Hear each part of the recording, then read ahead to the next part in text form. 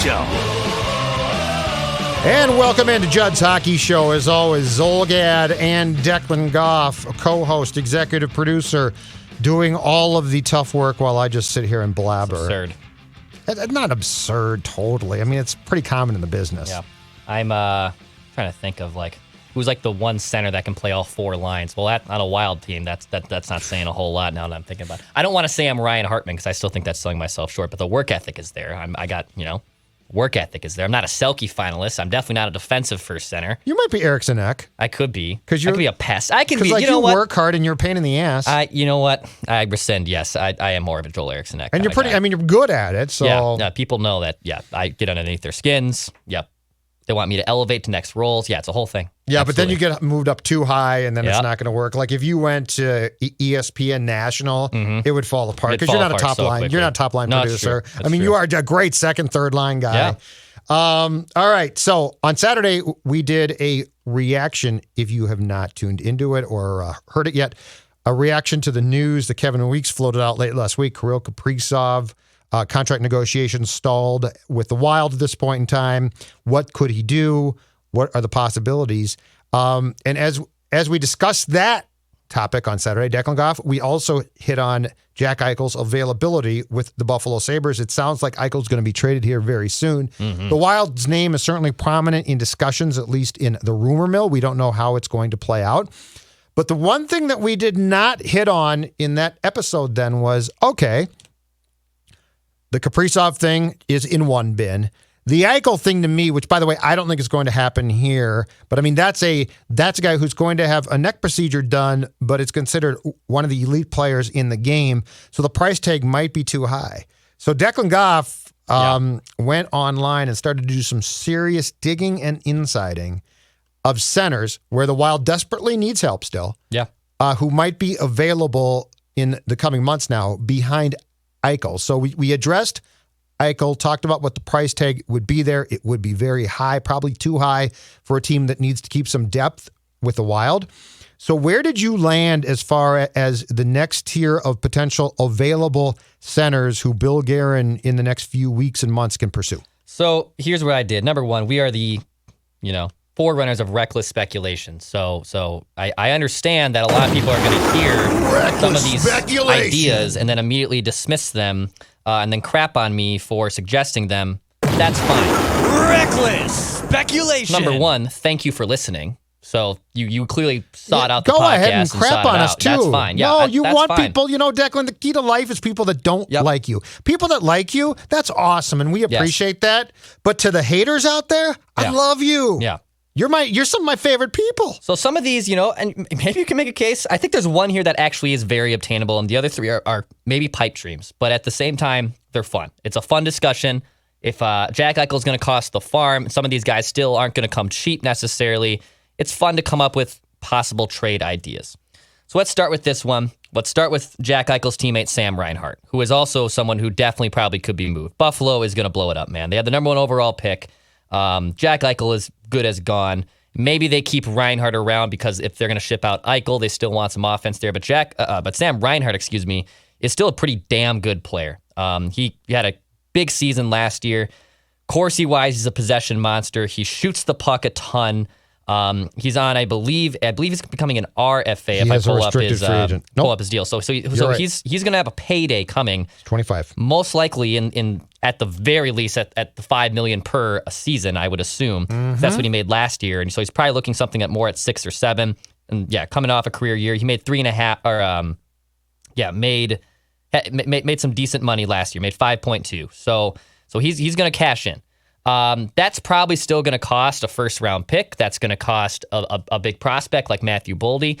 I threw out the idea to you when I first made the Jack Eichel trade like 6 months ago that maybe you give them a goaltender.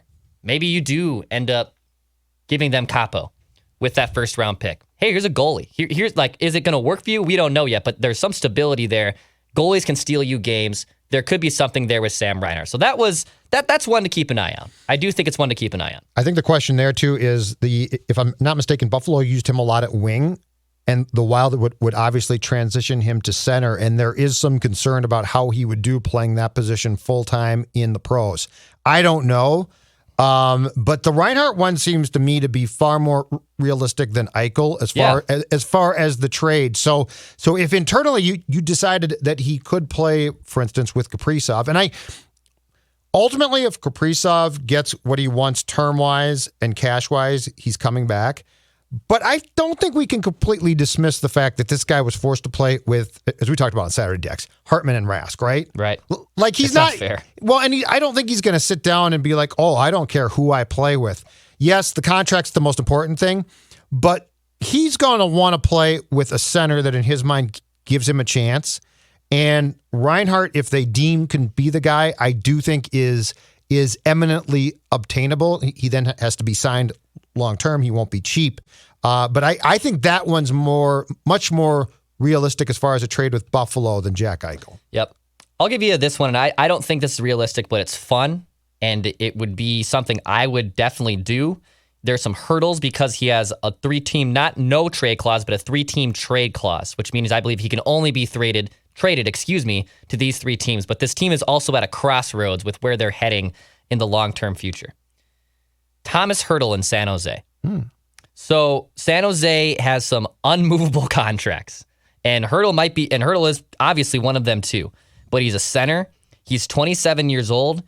He's entering the last year of his deal at a steal of $5.6 million. So you'll have to pay him either this summer to lock him up or enter into UFA talks this time next year if you're San Jose or a team that obtains him. This is exactly the kind of center I would go after. He's 27.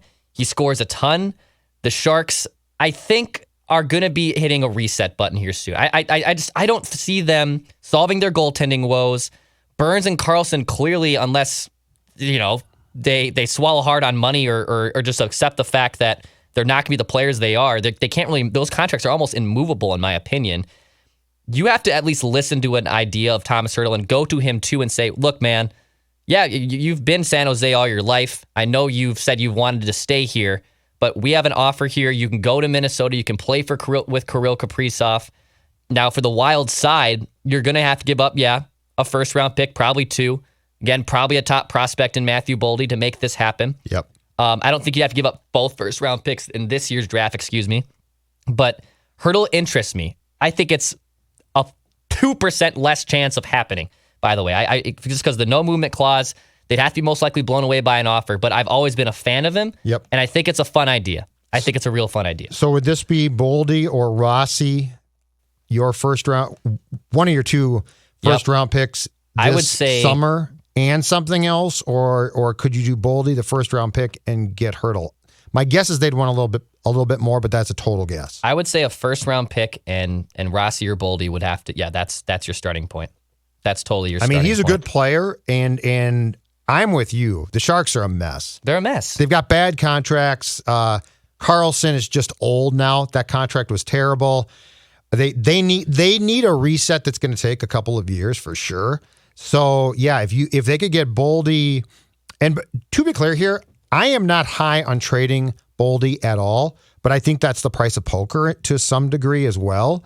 So I like the idea. I guess if I was to rank the reality, you're probably going to have a better chance to get Reinhart at a price that you like a little bit more. Yep. Again, total guess by me, but you're probably going to have a chance to get Reinhart because of the contract status and because it's Buffalo than you will Hertl.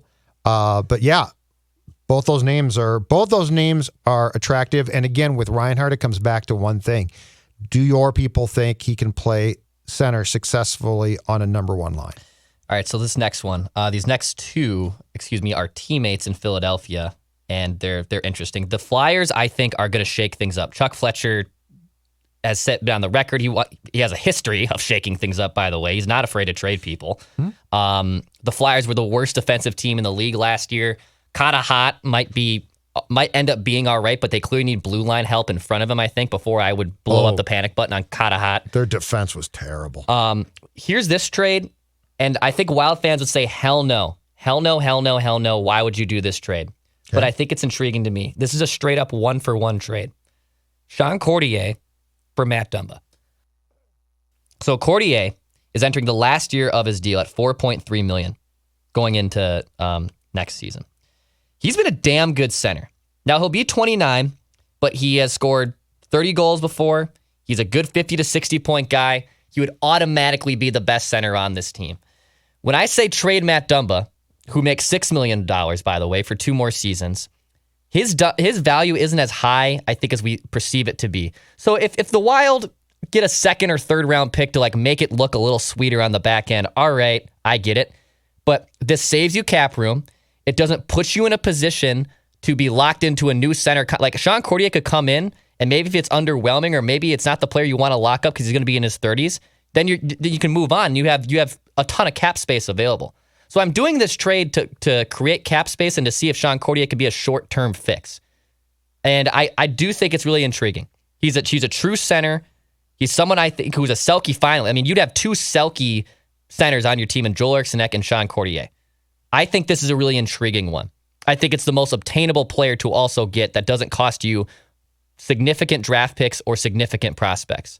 I would do a 1-for-1 trade, Matt Dumba for Sean Cortier. Why would Wild fans say no? I think they would say no because Sean Cortier is a 29-year-old center who will be an unrestricted free agent, and classic Wild, right? Going after a center who's going to be turning, 29 in December, entering his 30s into his prime. I can see Wild fans having pushback on that. But the Flyers need significant blue line help. Chuck Fletcher, I believe, was the one who signed Dumba to this current contract that he's on. I'm not 100. Might have been Fenton. No, I think it was Fletcher for sure. So there's intrigue here, and I wouldn't rule it out. I honestly think this is the one. If I'm playing armchair GM on NHL 2021, I make this trade tomorrow. I would make this trade happen tomorrow. Now, I think that the interesting thing about what the Flyers are doing too is my understanding is that they're trying to get Seth Jones, that he's their top defensive target. But Dumba definitely is going to get tied to Fletcher because he did sign him. He might have drafted him too. So yeah, that makes sense. I think we need to prepare ourselves very simply for the fact that the Minnesota Wild's not going to get back for Dumba what people expect. It's just not going to happen. I mean, his value around the league is much different than we thought, and he can be a very good player when he's going well. But I mean, the film is not always kind to Dumba, and I think he's a valuable player to have. But this notion that he was somehow this huge trade chip is gone now. Like, that's just not true. Here's the thing with the expansion draft, and there's 2 sides of the coin. Either you don't want to make a deal to not lose Matt Dumba for nothing, so then you're making that backhanded deal and you don't want to deal with that, or you're going to lose Matt Dumba for nothing. Like that's the 2 paths here. So would you rather just say, all right, yeah, we value Matt Dumba. Matt Dumba's value might be higher than 28-year-old Sean Cortier right now, who's going to be a UFA, but if you got something for him, that's a win to me. That's a win. I think this trade's extremely intriguing. I think it's honestly obtainable. I think it's really, really obtainable. All right, who's next? All right, last one, or 2 more. I have last one on the Flyers. This one, all right, he's not a true center. So I want to preface that. And I understand that we're doing trade targets here, but he was drafted as a center. I think his offensive ceiling is insane. He had a really weird year in 2021 with the Flyers as being an absolute gong show by 30 games in. But Travis Konecny, who was drafted as a center, was a hell of a player 2 years ago with the Flyers. His upside is very, very, very high. He played with Claude Giroux.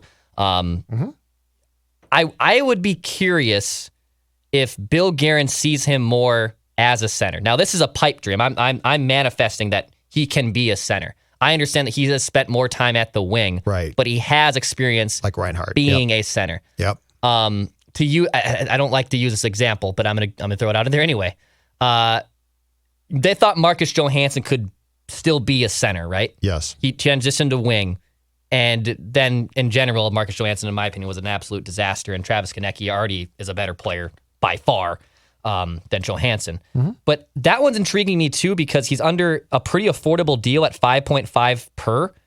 And if Bill Guerin sees him as someone that he can plug and play, naturally skilled as a center, now he has extremely defensive miscues. He's not a very defensive first player. He's going to drive offense. His goal is to score goals and drive offense. I'm intrigued by that one. And also if Fletcher wants to shake things up, Konecny would be the guy I think you move. It would cost a first round pick. I don't think it would. I mean, I understand why they would want Boldy in return, but I think you can finagle something out of this with a first-round pick and a lower-tier prospect, or it's probably a lot to say a first-round pick and a Dumbo for Konecny. I can get that if it's not an actual center that you're looking for. Right. But Konecny's skill is what I'm looking to get this team over a hump, and Konecny has that skill. So that's where that pipe dream kind of comes from. I understand the pushback that he really hasn't played true center minutes in a long time, but having more horses of just naturally skilled players, I think goes a long, long way. So it intrigues me, Judd. That's kind of where I'm at with it. I think you got to get a center, though. I don't think you can get a guy who you think can play there because I think you so desperately need a 1 and 2. Yep. And definitely a 1. Here's a name that's out there from the Flyers of a guy who's been a disappointment so far, but incredibly high draft pick. Yep. He is only 22 and he is an RFA. Now, this is a guy who you'd be taking a shot on. Yeah. But I think you could get him at a very reasonable price. He's had some injury issues at times, Nolan Patrick. Yep. I looked at this too. And I believe that he got off to, if I'm not mistaken, a really good start last year and then just basically ran aground. I don't know what happened to him. But that's one where I mean, this was a kid who was what? I got to pull it up here on Hockey Reference. He was the second overall pick in 2017, and he's been a disappointment so far, but he's a natural center. He shoots, he's a right-handed shot. And I got to believe that he could almost be a guy that desperately needs a fresh start. Yeah. So the Flyers might, the reality is if the Flyers move him, they aren't going to get a ton for him, especially for a guy who was drafted that high. So I'd be curious about him as well. But that's, you know what? I mean, that goes back to taking a gamble because you don't know. Well, the good thing is on him is I don't think you have to give up a first-round pick for him, Judd. I'd agree with that. I don't think you do. I wouldn't do the 1-for-1 Dumbo trade for him. I don't think so unless again the Flyers can give me something else in return that makes it look sweeter, because then that's an uneven trade for Minnesota. Right. I looked at Nolan Patrick too. I can see why it makes sense from a financial side and from an opportunity side, but I don't know. I think it's a big ask to get a 22-year-old, just plug and play him and assume that the Wild are better. The upside, the ceiling is there, right? It's high risk, high reward. Right. Right. I would Exactly. feel more comfortable with Cortier. I feel a lot more comfortable with Cortier. How about this one? Arizona Coyotes. He's been in the league since 2014. Christian Dvorak. Yeah. I saw someone tweet this out the other day as well to us, I believe. Christian Dvorak also intrigues me. 56 games last season in his age 24 season. 17 goals, 14 assists, 31 points, minus 11. But keep in mind, the Coyotes weren't good. His career high is 18 goals 2 seasons ago. Had a career high 38 points and actually was a +6 then. Christian Dvorak, though, it strikes me, and he would not be cheap, but Christian Dvorak is the type of guy who you would probably have to pay a high price for, but I think you could definitely plug in as your top line guy, and he wouldn't blow you away, but he would serve the purpose there. He is signed, by the way, Dex, through 2024-25, and his AAV is $4.45 million. So, like, this is all very workable. Yes. He's 25 now. But, yeah, I saw that tweet, so I looked up the particulars. Yeah. That one intrigues me That as is being intriguing. a realistic type of option. It's not going to come cheap, but I think it can get done. I And I like that the one fact too. he's a center. Yep. I know. No, the Kuznetsov one's fun. I don't know where Washington's going to do this year. I'm at a crossroads. Kuznetsov, though, has got some. He's 29. He's had some issues off the ice, I think. But like, do you also do that? And like, this is just me being me.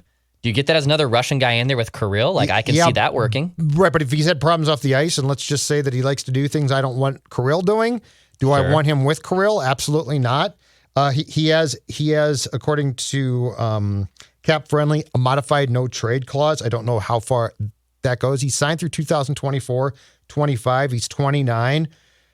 I don't know, man. That one, the off the ice stuff concerns me a lot because that's the one thing with Kaprizov. I want him in the best environment possible too. Mm-hmm. Like, I don't want any more. We've seen enough crap in that room, right? Yeah. And it's not even bad people. It's just been sort of apathetic people at times. That one concerns me. Big cap hit too. Yeah. 7.8 million. That's too much. That's a ton. All right. How about your guy? And I think you brought this one up 3 years ago. Yep. Dylan Strom signed through 2021, 22, $3 million per. He is 24 now, so he's not old. Yeah, this one got me filleted on Twitter. But this shouldn't. I mean, okay, he's not a first-line guy, but I mean, he is an upgrade.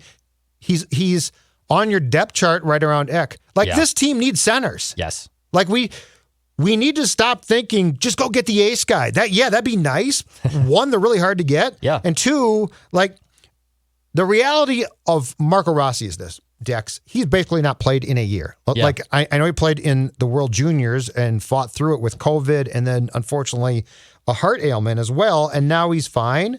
But the Minnesota Wild didn't play Matthew Boldy in the playoffs. Yep. Do you really think, point. that Marco Rossi's going to step in training camp and have Kirill Kaprizov to his left or right? Absolutely not. He's going to be brought along. They're not going to rush him. So, like, any thought of, well, Marco Rossi's going to open the season as our top center in 2021-22 is probably a complete pipe dream. So, like, we're talking about, okay, Strom's not great, but he's a center. Yep. And he's not a disaster. No, and he wouldn't cost a ton. He's not going to cost a first-round pick. I would be pretty shocked if they had to give up a first-round pick for him. And Chicago also, I think, is setting it at that weird spot, kind of similar to the Sharks of, all right, we have these unmovable contracts. We can only do so much. We have to get something back in return.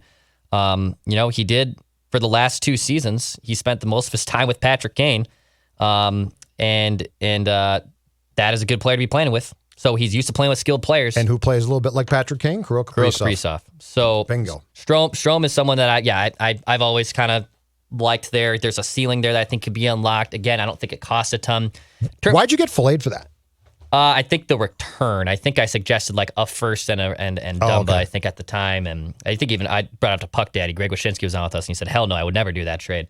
So you gave up too much. Yeah, I think I don't even know if it was a first round pick in Dumba. I think it was also we still had most of those Granlund, Nino, Zucker guys here, and I think I was just trying to accelerate that process, pulling my best Paul Fenton, if you will. But in terms of like the guys I think are the most attainable, I think Cortier is number one. I think Cortier makes the most sense. It's Couturier, right? Is it Couturier? I thought it was Couturier. I looked up the pronunciation. It's small K-O-O. Small K, huh? I think it's Sean Couturier. Cortier, Couturier. I think that one's the most obtainable. I think it makes the most sense. I don't think you have to, because he's a veteran, they're not going to give up a ton. I think it makes a lot of sense, man. I think that one gets it done. You know, the hurdle one is just a pipe dream. I think that's just a fun talker. That's to bring a big up. price tag, but that's an attractive one. He's the guy. That's not a bad idea. He's a number one. I think center. Dvorak is attractive to me. Yep. But if yes, the hurdle price tag is probably too high. But I mean, that's a number one center. That was also a room, and I was doing some digging on. I was reading some pieces in the Athletic doing some insiding. You know, there was questions in that room too a year ago, and it seemed like most of those questions got answered, and that it was from a distant side too, because the reporters obviously can't be in the locker rooms. That it seemed like the locker room was trending back in a more positive area. San Jose's, that is. Oh, San Jose. Okay. San Jose's, I'm talking about. Yes. That I think that mostly that problem is fixed, so it's not too concerning. But hurdle would be like the de facto number one center. Right. You pay him. He is your next number one center for 6-7 years. Like that. And they that need would help. solve it. That would solve it. And San Like Jose needs help. They need to hit a hard reset at this point. How could you not mention your guy? Well, RNH. Well, he's UFA. He's a UFA, and we're doing trade targets. So that's kind of why I mentioned it. And also, he's going to ask for the moon. Of course he is. I don't know. The Wild would he have could to play clear center here. The Wild would have to clear Dumba, and they probably would have to clear Fiala. Like I don't see a path. He's going to want $8 million per. Okay. The hurdle trade. What is it? Probably similar. Probably 7 to 8. Probably 7 to 8. I mean, he's pretty damn good. He's just up there as RNH in my opinion as a number one center. But like, what's the trade? Fiala? Oh, to get get Hurdle. What's the price? Because the price there's high. I would say 2 first-round picks. So 1 this year, 1 next year. Okay. They probably, I mean, this sounds like a lot, but it would give them another decent defender. I would give them Dumba. I would give up Matt Dumba to get him. I think Keelan Addison's ready to play, basically. Yep. And I think they ask for do you Fiala. consider, they probably ask for another offensive player to replace Hurdle's production. I get that. Yep. Do you give him Greenway? Oh, I'd include Greenway. I would include Greenway. Yeah. I'm hesitant to give up Fiala. I understand why you would, but I'm well, I don't know that. I don't know that trade gets done without him. Yep. Because that's a big. I mean, that's a really good player. That's another team too, kind of like Buffalo, where if you give them a young goalie and say, hey, here you go, they've had Martin Jones, they ain't working. Yeah, that's Devin true. Dubnyk was a stopgap. Like. Yep. If you give them a young goalie. They've got a young goaltender behind Martin Jones, though, and I wonder if he's got a future. I thought it was maybe. A Russian kid. Yeah, maybe. And I can see that being in play if you want to give up Koppel and say, hey, here's a goalie. Goalies can steal things. Like, goalies can make things happen. Yeah, but you also have to be, but I mean, your team has to be good enough for the stealing of games and get to points, to get those points to matter. I've just got to think if we're talking hurdle, they're going to ask for Fiala. Yeah. And Fiala's a wing, so it's going to, I mean, you could technically, I mean, believe me, both of us do not want Kevin Fiala traded, but he is this ultimate chip, especially if you're going to bring on a guy with salary since he's an RFA himself. Let me throw out another name at you. And this guy is a defensive liability, but a couple of years ago he was fantastic, and his career or his performance has declined. 26 years old, Sean Monahan, who was signed through 2022-23 with, again, a modified no trade. But Calgary's another team that's definitely making some moves. I saw a report, I think it was yesterday, that Matthew Tkachuk might want out as well. Yep. Now, he's a winger, so I'm not implying that he should come here. But my point being is, I don't know that Sean Monahan and Sutter are going to be a fit in Calgary. And Monahan, a couple of years ago, definitely had a type of year that you would love to have here. But the play dropped off, and the defensive metrics are not kind to him. No, he's not. I mean, Corsi-wise, possession-wise, he's been pretty dang good, but that doesn't mean everything in terms of being a defensive stalwart. He stopped shooting the puck a little bit last year. Yeah, his goal rate has basically been cut in half since he's been a 30-goal scorer 3 years ago. There's decline there. I mean, you wouldn't have to probably give up. But he's only 26, so it's weird because there's decline, but the age says there shouldn't be. Sam Bennett was so disgruntled, they only got a second-round pick for him. I don't think Monahan is that low in terms of the return. He'd get him more. I would give up Dumbo for him. That might be another guy. I'd do a straight one-for-one trade. Yeah, I wonder what they'd want. I keep going back to, I don't know what Dumbo's value on the market is, because he's the wild guy to just like throw in, hey, just take Dumbo. Yeah, it's true. But I also think that we have to accept the fact that in these trades, you're getting a center, and so there's probably an upgrade on that price on positional value alone, right? Right. Because these guys are so hard to find. Yep. That's all I got. Yeah, I think I think Dvorak is realistic for sure. Yep. It would cost you a lot. I love your idea on Hurdle, because I think that would solve a lot of your problems immediately, but the price tag is high. But again, I'll go back to this. At some point in time in getting Kaprizov signed to a contract, and depending on the term that he will do, there will be a discussion about who he plays with. No question in my mind. Yeah. Yeah. And he's right to have that discussion. And that's where I think Couturier does make some sense, because it gives you a center that is your number one center for this year. And if you want to get out and explore the market and have more cap space to work with this time next summer, yes, you still have, God willing, 3 more years of Kaprizov. You know, if he does sign a 4-year deal, that does make sense. It's a stopgap option. It's not a young player that we discussed that, you know, like Nolan Patrick or Strom or Monahan, that could probably be a younger guy that could be controllable and hit a higher ceiling. But he would be the best center on this team. You'd have 2 Selke finalists, basically, and Joel Eriksson and Couturier on this. I mean, that would be a dream. Like, Dean Evison would love that. Well, in playoff time, yep, you could shut down a lot of teams. Playoffs would be great. Colorado, Vegas, right? That would be... Win face-off, shut down teams. I think that would be the most logical one. And again, I think a 1-for-1 swap makes a lot of sense. I really do. All right, outstanding stuff. That's a lot of names, but they got to do something. They've got to do something, and again, I just urge people, don't expect that Marco Rossi is going to be opening night like top line guy. He's not going to be. He might not be here opening night. I mean, he might have to bide his time. There might be a good chance that Matthew Boldy isn't going to be playing opening night. Like that's even a discussion. We riot if that's the case. We riot. Okay. Have you seen Cole Caulfield? He's a stud. Where was Boldy? We told him to play Boldy. He's a stud. All right, we're done. Okay, goodbye. Pass, shoot, score.